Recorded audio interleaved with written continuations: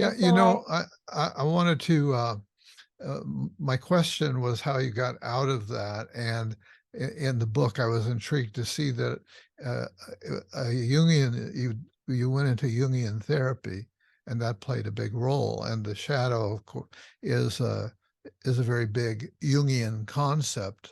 So tell us a bit about the shadow. You know, the yes. theory behind the shadow. So when I was in my 20s in the spiritual community, everything was all light and bliss. Yes, And yes, I remember that. everyone was going to become enlightened and change the world, save humanity. And when I kind of woke up to the falsity of that, or the one-sidedness of it, I found a Jungian analyst. I had been reading Carl Jung, and she began to help me work with my dreams and encounter these parts of me that had been hidden because they were unacceptable or unwelcome as I was living this spiritual life. How could I be spiritual if I felt envy or depression or anger? They didn't fit the spiritual persona. And that's true for a lot of people. A lot of feelings and behaviors and traits get buried when we're in spiritual community, and we're just taking on what the teacher tells us is okay. Like we Yeah, did as kids with our parents, right? We did that with kids. As kids, we were shaping the ego to get love and approval. Well, we do the same thing with a spiritual teacher. And so we form a spiritual persona, and a lot of material gets buried in the unconscious shadow. And we now know that the mind and body are functionally identical. So the shadow is not a little corner of the mind. It's in all of us. uh-huh. It's in our muscles. It's in our nerves. It's in our Hmm. subtle body. It's in our chakras. So there's shadow material in every chakra. And what happens is eventually some of that material erupts into awareness. And we might act it out by saying something mean or critical, or getting caught in an addiction, or getting angry out of control.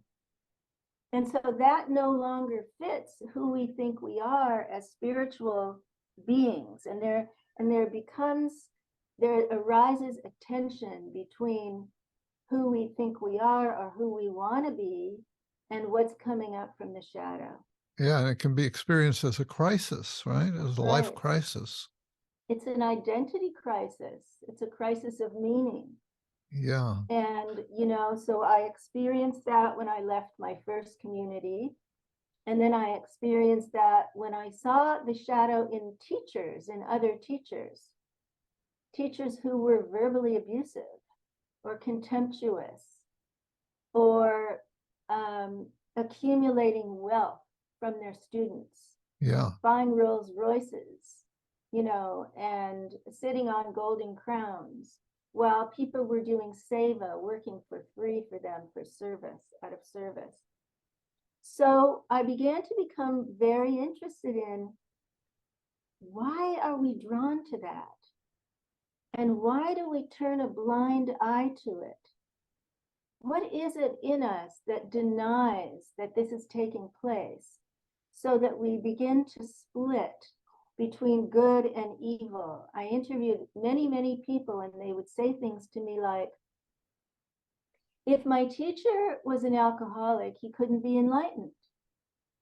Or if my teacher, kicked that student or assaulted her, like she said, he wouldn't be who he says he is, and all of my life would be worthless. And so we start making this split between how it should be and how it really is, and we can no longer see how it is. Yeah. And you point out in the book that a lot of it is actually structured by the teachers into the practice. Okay, this is I am the authority, and you need to accept that. And in fact, that's the proof of your devotion to me and the guarantee of permanent enlightenment. That's right.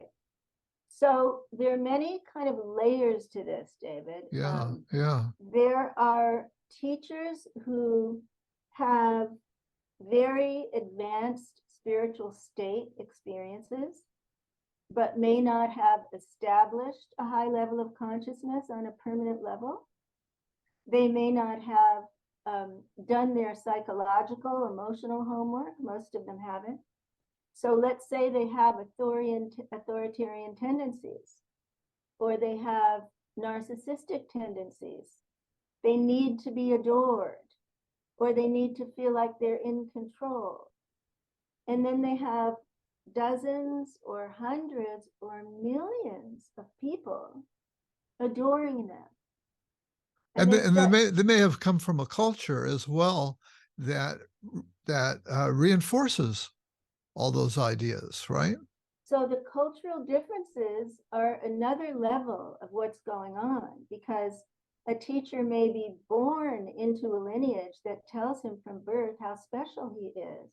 Yeah, He may be born into a lineage that has sexual abuse going on in the monasteries.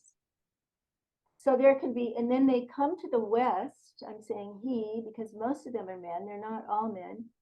They come to the West from a monastic situation, and all these women are adoring them and dressed in almost nothing, yeah, right? yeah. Right. And so there's this culture clash between the modesty and the license, or, the constraints and the freedom.